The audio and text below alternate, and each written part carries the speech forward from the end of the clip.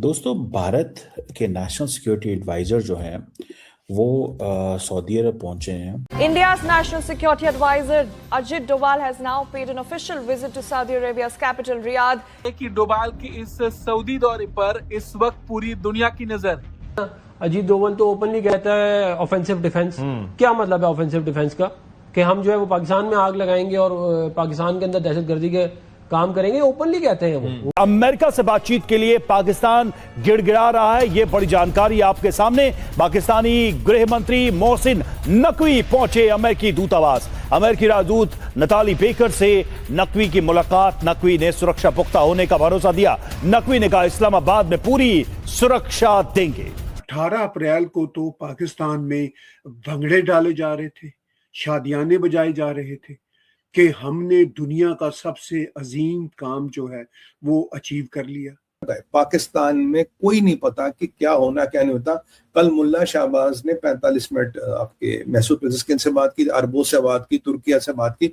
बेचारे ने हर मुसलमान कंट्री को फोन लगाया, या अल्लाह टेंट वाले के पैसे दे दिए, अब तो आ जाओ। अब तो टेंट वाला पैसे मांग लेगा, देने के पैसे नहीं, पिछले बार के पैसे भी नहीं दिए उसके। अमेरिका छुप्पी साधे हुए ईरान ने ऑफिशियली कहा जी मैंने तो मीटिंग कर दी है कैंसिल, मैं नहीं जा रहा। उस वक्त ईरान ने पाकिस्तान आने से साफ साफ इनकार कर दिया। ये ताज़ा तरीन खबर है जो सीज फायर में भी 48 घंटों से कम वक्त है, और सीज फायर के बाद का जो मंसूबा वो बरतानवी इंटेलिजेंस ने बता दिया कि अमेरिका और इसराइल मुज़ाकरात की आड़ में ईरान के ऊपर फजाई, ज़मीनी और समुद्री बैक वक्त तीनों तरफ से एक मुश्तरका बड़ा हमला करने की तैयारी कर रहे हैं। यार इनसे तो ये रुकने वाले नहीं है। चलो फिर खुदा जाने क्या करें। और वो तो आपको पता है इज अ मैडमैन। तो इसलिए मैं समझता हूं कि we should be very patient, और हमारी लीडरशिप इज पेशेंट। उनको सपोर्ट करें और ज्यादा ऐसे बातें इस वक्त ना करें। नमस्कार दोस्तों, स्वागत है आपका भारत नाउ में। दोस्तों, पहले एस जयशंकर पहुंचते हैं यूएई और अब अजीत डोभाल पहुंचे हैं सऊदी अरब, जिसको लेकर पाकिस्तान को काफी ज्यादा कब्ज हो चुके हैं। अजीत डोभाल वहां पर पहुंचकर सऊदी गवर्नमेंट के सभी ऑफिशियल से मिलते हैं।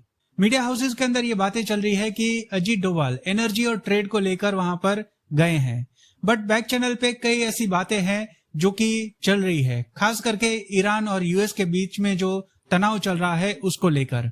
वहीं दूसरी तरफ बात करें पाकिस्तान की, तो पाकिस्तान के अंदर हालत बहुत ही ज्यादा खराब है। ईरान ने साफ साफ मना कर दिया है कि वो पीस टॉक के लिए इस्लामाबाद नहीं पहुंचेंगे। वहीं दूसरी तरफ जेडी वैंस और प्रेसिडेंट ट्रंप ने सिक्योरिटी का हवाला देकर पाकिस्तान आने से साफ मना कर दिया। इसके चलते मोहसिन नकवी खुद यूएसए एम्बेसी पहुंचकर यूएस ऑफिशियल से गिड़गिड़ाने लगे कि किसी भी तरह से ये पीस टॉक हो जाए, क्योंकि अगर ये पीस टॉक नहीं होते तो पाकिस्तान के लिए मुसीबतें बहुत ही ज्यादा खड़ी हो जाएगी। जिस तरह से आसिम मुनीर ने प्रेसिडेंट ट्रंप को कमिट किया है, अगर वो वादा पूरा नहीं होता फिर आसिम मुनीर की हालत बहुत ही ज्यादा खराब आने वाले समय के अंदर हो सकती है। अब देखना यह है कि सिचुएशन किस तरह से क्रिएट होती है, बट एक बात तय है, भारत के मिडिल ईस्ट के साथ रिलेशन पाकिस्तान को बिल्कुल भी हजम नहीं होते। हिंदुस्तान की जो प्रॉक्सीज हैं वो अजीत डोभाल और जो मोदी की डॉक्ट्राइन है उस पर पाकिस्तान को दोलख्त करना चाहती हैं। मोदी साहब ने इनको भेजा है कि भैया हमारा तेल की सप्लाई चेन मुतासर नहीं होनी चाहिए।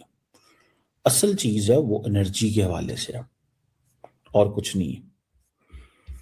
और दूसरा ये है कि इनको इस चीज़ का पता है कि ये they were there to check the temperature देखने गए थे कि सऊदीज का क्या टेम्परेचर है, क्योंकि Saudis are very close to Pakistan now.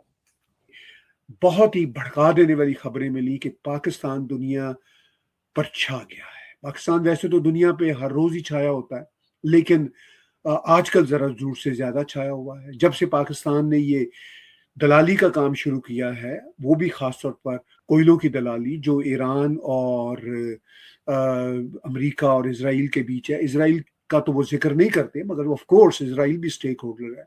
तो पाकिस्तान अब इस कोशिश में है कि दुनिया भर के देश उसका नाम जपें। पाकिस्तान का नाम जपें या ना जपें, पाकिस्तान आर्मी का नाम तो जरूर जपें। और अगर पाकिस्तान आर्मी का नाम भी ना जपें तो भी खैर है, उनको इस बात पे ज्यादा तड़प है कि मिस्टर आसिम मुनीर का नाम तो जरूर जपे। इंडिया की वो स्पेस कभी ना बनती मिडिल ईस्ट के अंदर अगर पाकिस्तान की इकोनॉमिक कंडीशन खराब होती ना होती। हमारी इकोनॉमिक कंडीशन और पॉलिटिकल अनसर्टेनिटी पकड़ के हमको मिडिल ईस्ट में तनहा कर दिया। और उसी चीज़ को उन्होंने फ़ायदा उठा के वो यूएई के करीब हो गए कि आप किधर जाएं और क्या करें और किस तरह ना, मतलब जारी बात है सिचुएशन तो ख़राब हो जाती है। तो पाकिस्तान ने इस चीज़ ने बड़ा ख़राब किया। फिर बीच में अमारातीज़ एंटर हो गए। फिर नरेंद्र मोदी ने क्या किया कि नरेंद्र मोदी ने सऊदीज़, अमारातीज़, जीसीसी सब के साथ लाइनें खोल दी। पाकिस्तान की इकोनॉमी ख़राब थी, पॉलिटिकल डिस्टर्बेंस थी, टेररिज्म घर में थी। इंडियंस ने कहा ये बहुत अच्छा मौका है, पाकिस्तान की छुट्टी करा दें। मैंने एक चीज़ नोट की है और वो ये नोट की है कि जब तक आप एक स्ट्रॉन्ग बिजनेस पार्टनर नहीं बनते, दुनिया आपको सीरियस नहीं लेगी। मोदी साहब ने मैसेज भेजा है उनको कि हम आपके मजबूत पार्टनर हैं, हमारी चीज़ें नहीं रुकनी चाहिए। सऊदीज़ भी नहीं चाहेंगे कि वो इंडियंस के साथ कारोबार बंद करें। मैं आपको एक बात बताऊं, वो ज़रा भी नहीं चाहेंगे कि मैं, जिसे वो कहते हैं ना कि हम ये कारोबार बंद करें। उसकी वजह है ना, सऊदीज़ क्यों अपना कस्टमर खोना चाहते हैं। वो आई थिंक चाइनीज मुहावरा, you do not prefer friends over customers, ठीक है।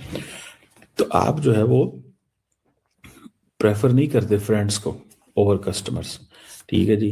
तो ये चीज़ जो है वो that gives a clear message कि कहीं ना कहीं पे हम इस चीज़ को अंडरस्टैंड करते हैं कि पाकिस्तान भी अगर बड़ा कस्टमर बन जाए तो क्या बात है, लेकिन अगर पाकिस्तान इसी तरह ही रहा, ठीक है ना जी, और पाकिस्तान ने अपने आप को एक तगड़ा कस्टमर ना बनाया, लेकिन ज़रूरी नहीं है कि हम इंडिया जितने बड़े कस्टमर तो नहीं ना बन सकते। अब इस चीज़ को भी तो थोड़ा समझने की ज़रूरत है ना, क्योंकि इंडिया जितने बड़े, इंडिया तो बहुत बड़ी मार्केट है, तो हम वो उस चीज़ को कैसे कर सकते हैं, वो जिसे कहते हैं ना एक अपनी स्पेस बना सकते हैं।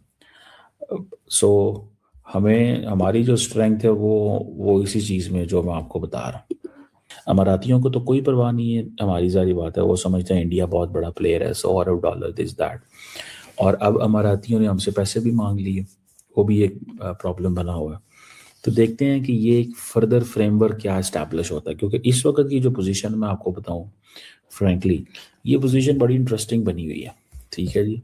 और ये पोजीशन ये बनी हुई है कि कहीं ना कहीं पे ऑल दीज नेशंस जो हैं वो इस चीज़ में नज़र आ रहे हैं कि पाकिस्तान को मज़ीद अब कैसे घेरना है।